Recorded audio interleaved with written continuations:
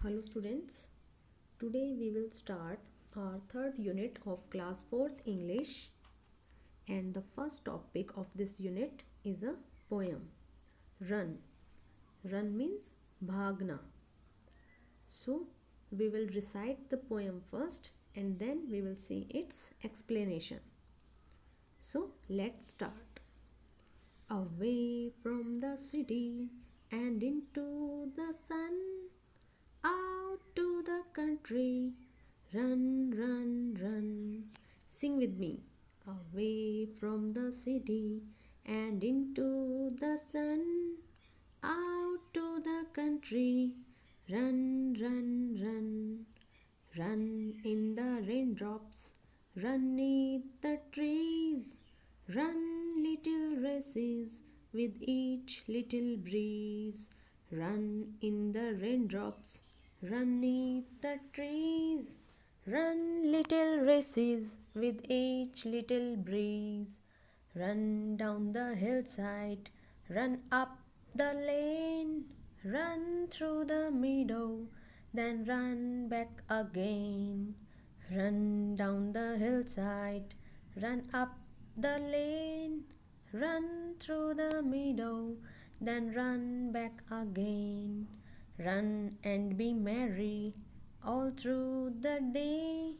Run to the country, away, away. Run and be merry all through the day. Run to the country, away, away. This poem is written by Mary Daunt. So we will see its explanation. Away from the city, शहर से दूर, शहर की भीड़ भाड़ से दूर, and into the sun, सूरज की रोशनी में, out to the country, गांव की ओर. Here country refers to a village.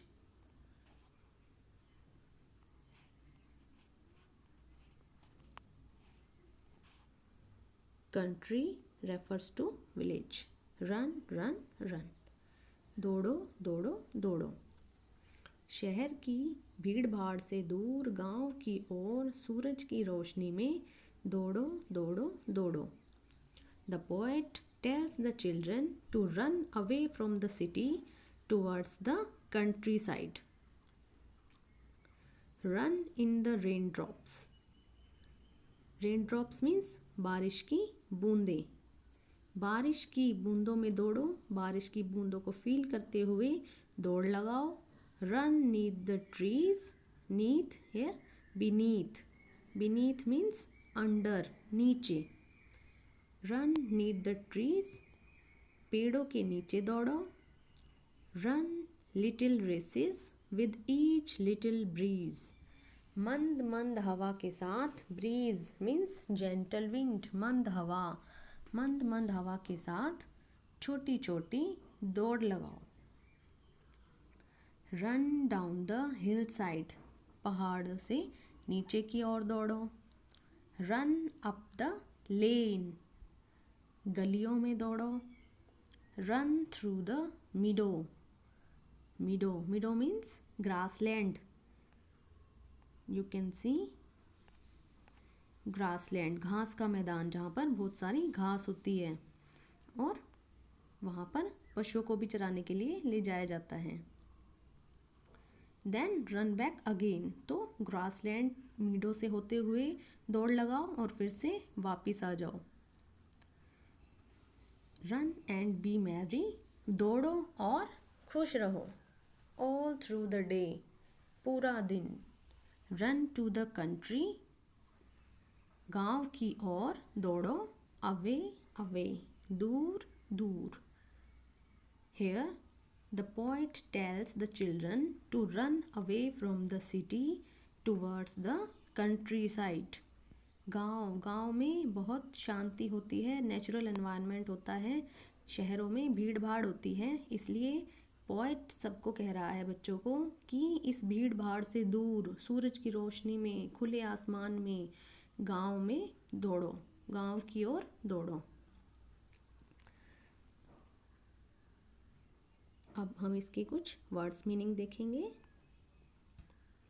Country, village, beneath, under, under means नीचे, breeze, gentle wind, मंद हवा, lane, street, meadow, grassland, merry, happy. Now we will see some questions based on this poem. First part is reading is fun. First question is, what does the poem tell us to do? Poem हमें क्या करने के लिए कहती है?